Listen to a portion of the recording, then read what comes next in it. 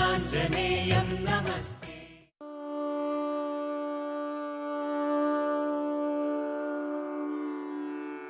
उत्तिष्ठोत्तिष्ठ सामीरि पूर्वा सन्ध्या प्रवर्तते। उत्तिष्ठ हरिशार्दूलं कर्तव्यं भक्तपालनम्। उत्तिष्ठोत्तिष्ठ कीशेष उत्तिष्ठ विजयध्वज। उत्तिष्ठ हनुमान् वीर त्रैलोक्यं मङ्गलं कुरु। श्रीराम नाम जपसीधुरस प्रमोद। सीता मनोहर पदाम्बुज भक्तियुक्ता। श्रीराम कार्य सफलीकृत कीर्ति सान्द्रा। श्रीरामदूत हनुमान् तव सुप्रभातम्। उत्तिष्ठ कीशपति रुग्म रुचि प्रदीप्त। उत्तिष्ठ केसरि तनूज महोरुतेज। उत्तिष्ठ भक्त जनपालन काङ्क्षितात्मन्। श्रीरामदूत हनुमान् तव सुप्रभातम्। श्रीकण्ठवीर्य जनिताद्भुत देवमौळे। ओङ्कार रूप महितोन्नत रूपशीला। षड्वीजवर्ण ललितामल दिव्य कीर्ते। श्रीरामदूत हनुमान् तव सुप्रभातम्। क्रोडाश्ववानर मृगेन्द्र खगेन्द्र कण्ठा। पञ्चाश्वभास घन शाश्वत देव देव। पिङ्गाक्ष वीण कृपामृत वारिराशे। श्रीरामदूत हनुमान् तव सुप्रभातम्। रक्तपिशाच भयभूत महार्तिनाशा। विद्यायुरैश्वर्य बलारिशय प्रदाता। प्रत्यक्ष देव नरकामित पारिजाता। श्रीरामदूत हनुमान् तव सुप्रभातम्। श्रीललिताञ्जलि समुद्भव रत्नदीपा। कीशेष केसरि महोदय पुत्र रत्ना। वायुर्वरात्मज महर्षि सुरासि सेव्या। श्रीरामदूत हनुमान् तव सुप्रभातम्। सपाश्वशिष्य सकलान्तर वेद वेद्या। सुग्रीवमित्र दशकण्ठ मदावहर्ता। सौमित्र जीवित सिताम्बुज पूर्ण सोमा। श्रीरामदूत हनुमान् तव सुप्रभातम्। उल्लङ्घ्य सिन्धु सिलिम्प ममानतुल्यम्। सीतापति विपुल शोक निवारणाद्यम्। विश्वासकल्पित समर्पित ज्ञानमुद्रा। श्रीरामदूत हनुमान् तव सुप्रभातम्। भक्तार्ति दूर दुरितौषु निवारणाढ्या। मोक्षप्रदायक सुमन्त्र सुदीव्यमाना। विश्वास भक्त जनवेष्टित गेहदीपा। श्रीरामदूत हनुमान् तव सुप्रभातम्। मौलीन्द्र दिव्य गणवेष्टित सन्निधाना। बिल्व प्रसून समलङ्कित पादयुग्मा। अस्रिक् प्रणाम सुमहसि स्वीकुरुष्व। श्रीरामदूत हनुमान् तव सुप्रभातम्। नित्यं स्मरामि कपिनायकमार्तिदूरम्। नित्यं स्मरामि रघुनाथ पदारविन्दम्। नित्यं स्मरामि भवदीय मनोज्ञ कीर्तिम्। श्रीरामदूत हनुमान् तव सुप्रभातम्। सन्दीप्ति हेमनि भवर्ण तनूविलासा। बालार्कसन्निभ मुखाम्बुज दिव्य भासा। मन्दारहार मणिहार समञ्चिताङ्गा। श्रीरामदूत हनुमान् तव सुप्रभातम्। श्रीस्पार बिन्दुनि पिडीकृत नीरजाताः।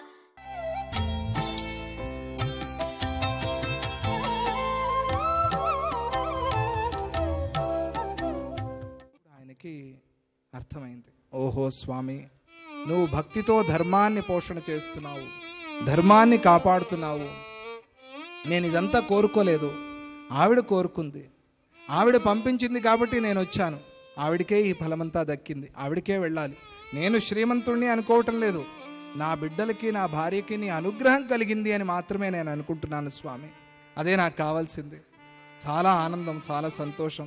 ధర్మ సంస్థాపక కృష్ణ కృష్ణ, దుర్మతి ధ్వంసక కృష్ణ కృష్ణ, ధర్మ సంస్థాపక కృష్ణ కృష్ణ, దుర్మతి ధ్వంసక కృష్ణ కృష్ణ.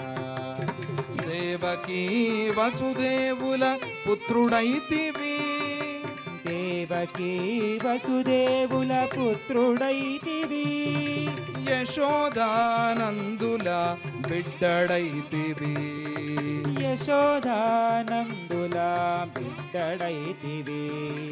కంస విధ్వంసమును చేసినాడవు, కంస విధ్వంసమును చేసినాడవు, లోకాలను ధర్మమున నడిపినాడవు, లోకాలను ధర్మమున నడిపినాడవు.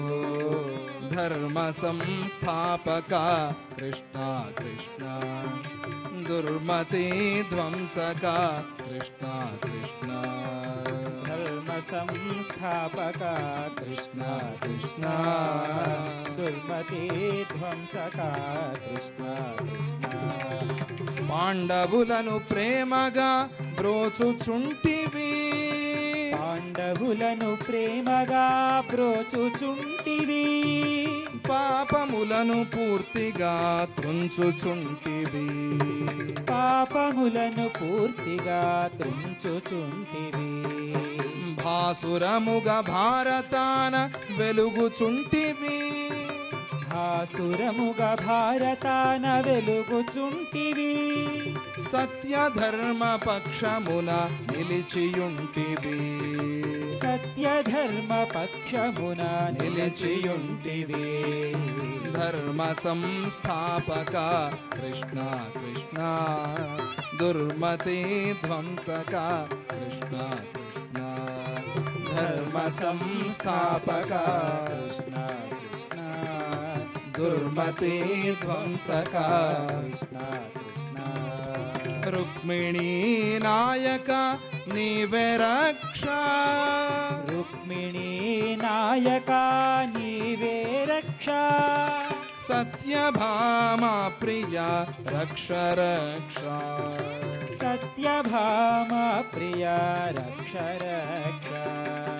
వేణునాదలోల హృదయ కృష్ణ కృష్ణ, వేణునాదలోల లోల హృదయ కృష్ణ కృష్ణ, సచ్చిదానంద సదయ కృష్ణ కృష్ణ, సచ్చిదానంద సదయ కృష్ణ కృష్ణ. ధర్మ సంస్థాపక కృష్ణ కృష్ణ, దుర్మతి ధ్వంసక కృష్ణ కృష్ణ, ధర్మ సంస్థాపక కృష్ణ కృష్ణ, దుర్మతి ధ్వంసక కృష్ణ కృష్ణ, కృష్ణ కృష్ణ, హరే కృష్ణ కృష్ణ కృష్ణ కృష్ణ కృష్ణ. ఆ లీలంతా చూసి మనస్సులో ఇలా ప్రార్థన చేసుకున్నాడు. తస్యైవ మే సౌహృద సఖ్య మైత్రి దాస్యం పునర్జన్మని జన్మని స్యాత్. నేను ఒక్కటే ప్రార్థన చేస్తున్నాను, ఆయనతో ఈ మైత్రి ఎప్పటికీ నాకు జన్మ జన్మల్లోనూ ఉండాలి. నేను మాత్రం ఆయన్ని మిత్రుడు అనుకుని అహంకరించకుండా ఆయన దాస్యం చేస్తూ ఉండాలి. ఇదే నా ప్రార్థన. ఆయన వేడుకుంటూ ఉన్నాను. భక్తాయ చిత్ర భగవాన్ హి సంపదో రాజ్యం విభూతిర్న సమర్థయత్యజః అదీర్ఘబోధాయ విచక్షణ స్వయం పశ్యన్నిపాతం ధనినాం మదోద్భవం. శ్రీకృష్ణుడు ధనికులకు ధనగర్వం వల్ల కలిగే అధఃపతనాన్ని చూసి తన సేవకులకు సంపదలను ఇవ్వకుండా ఉన్నాడు అని ఆ కుచేలుడు భావన చేస్తాడు. ఇచ్చారు పూర్తిగా సంపదల్ని, ఆ ఎదురుగా కనిపిస్తున్నాయి, కానీ ఆయన విష సంపద గురించి మాట్లాడుతున్నాడు, అమృత సంపద గురించి కాదు.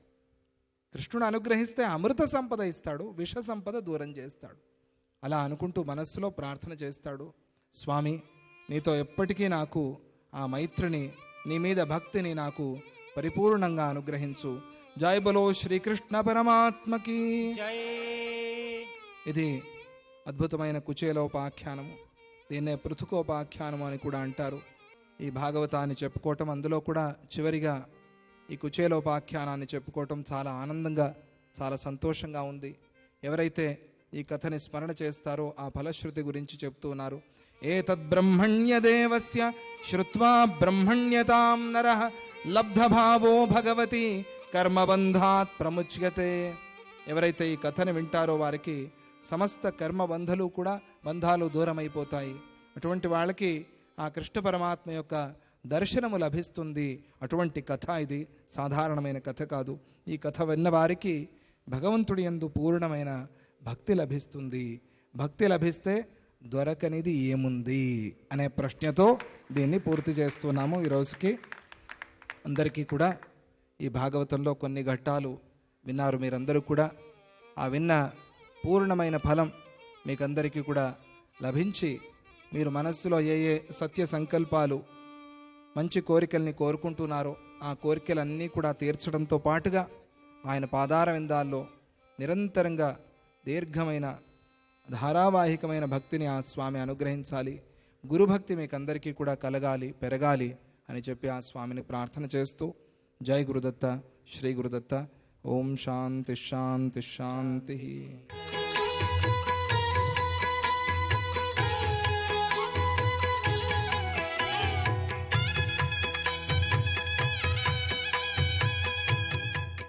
మనకెవరో చెప్తున్నారు, దీన్ని మనం గ్రహించాలి, మనకు ఉపయోగించుకోవాలన్న తపన మన లోపల ఉంటే మనకెక్కడో అక్కడ తారసపడతాడు ఆ ఈ పరమేశ్వరుడు, మనకు దారి చూపెడతాడు.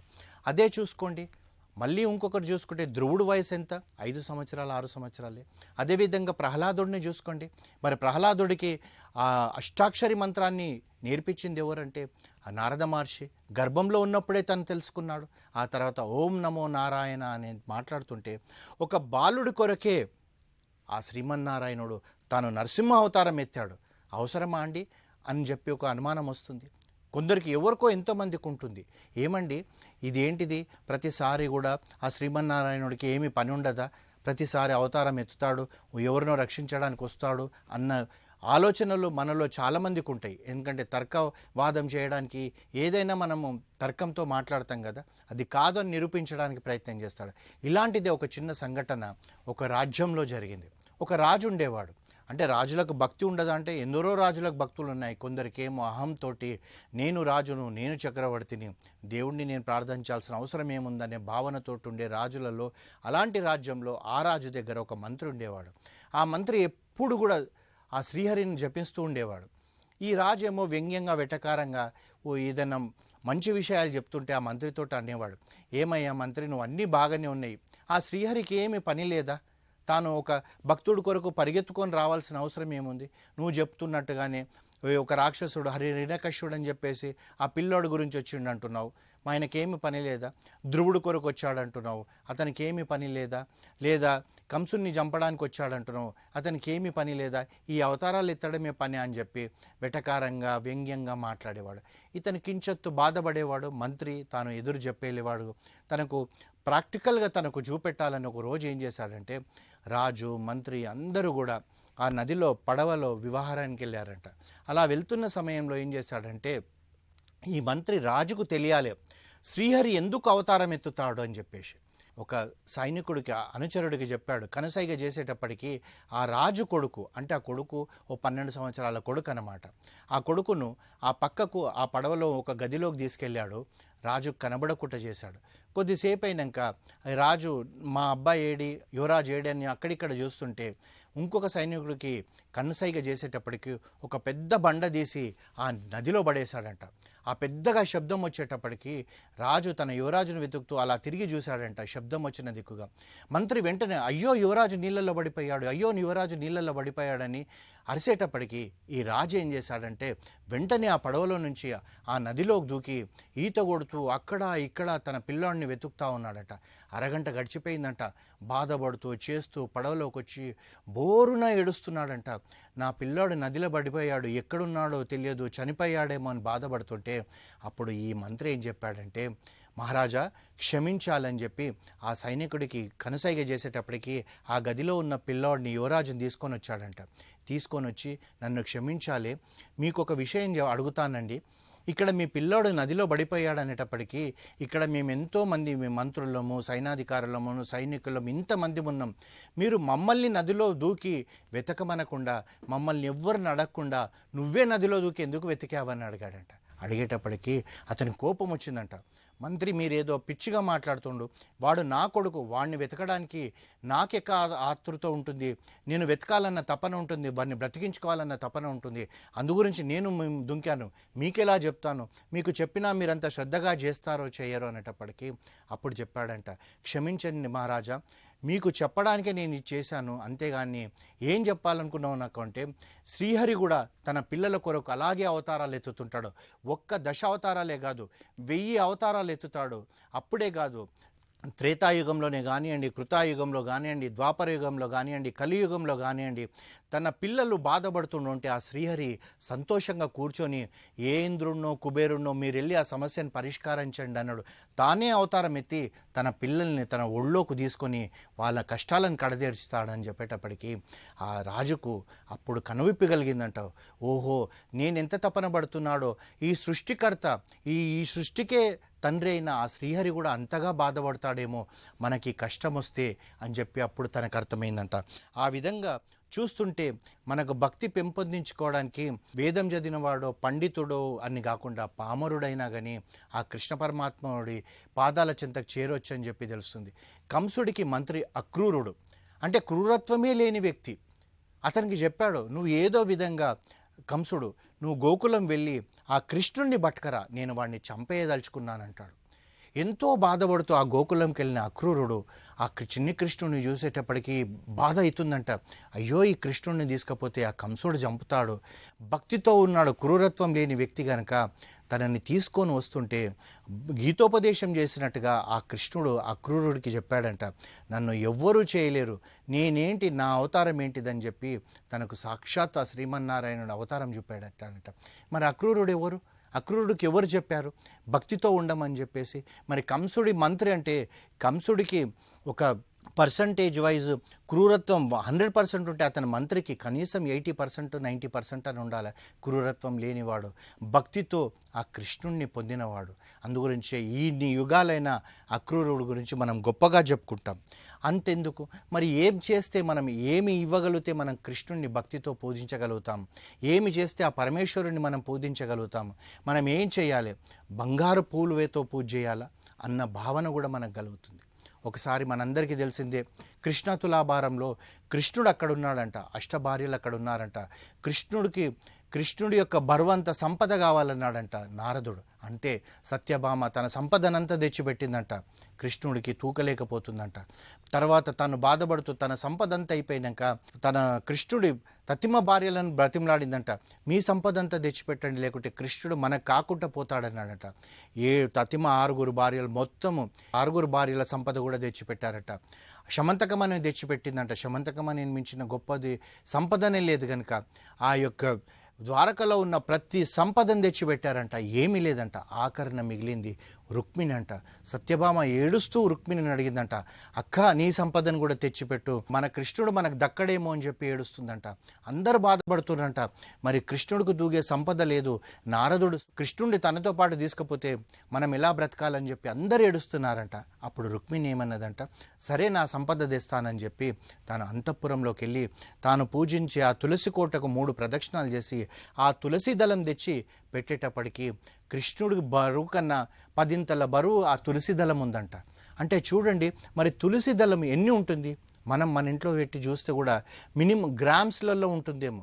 మరి కృష్ణుడికి యొక్క బరువుకు ఎలా తూగగలిగిందంటే అక్కడ మనం తెలుసుకోవాల్సిందంతా ఏంటిదంటే ఆ రుక్మిణీదేవి ఆ తులసి దళాన్ని తీసుకొని, కృష్ణ నా సంపదంతా ఇదేనయ్యా, నేను నీ కొరకు ఇంతకన్నా ఏమి ఇవ్వలేనని చెప్పి పెట్టింది కనుక, ఆ భక్తితో పెట్టింది కనుక ఆ కృష్ణుడు బరువు కన్నా 10 బరువు ఆ తులసి దళంలో ఉందంట.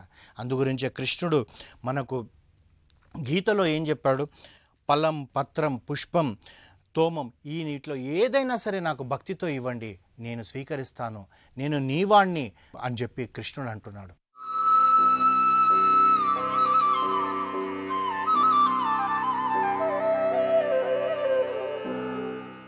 శ్రీ మహాగణాధిపతయే నమః. శ్రీమాత్రే నమః. నిత్య జీవితంలో నవగ్రహాల ప్రభావం మానవ జీవన గమనం మీద విశేషంగా పనిచేస్తుంది. జ్యోతిష శాస్త్రరీత్యా మొత్తం 27 నక్షత్రాలు ఉంటాయి. ఈ 27 నక్షత్రాలలో ఒక్కొక్క నక్షత్రంలో ఒక్కొక్క ప్రత్యేకమైన పాదంలో జన్మించిన వారికి కొన్ని ప్రత్యేకమైనటువంటి లక్షణాలు ఉంటాయి.